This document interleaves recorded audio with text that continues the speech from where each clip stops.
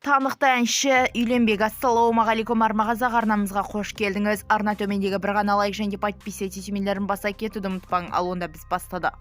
Отбасы болғым келеді. Нұрлан Еспановтың ұлы үйленетінін мәлімдеді. Танымал әнші Нұрлан Еспановтың ұлы Олжас Еспанов алдағы жылы отбасы құратын айтты деп хабарлайды Елтушка.кз ақпарат агенттігі.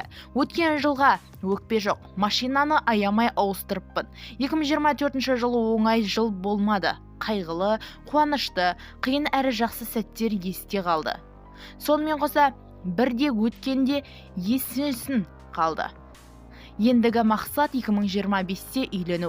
Бұйырса үйленіп, үбірлі-шүбірлі, балалы шағалы болып, бақытты отбасы болғым келеді. Жалпы арман мақсат көп.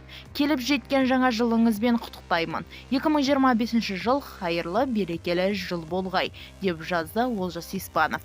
Бізді тамашалауды жалғастырыңыз, сау саламат болыңыз.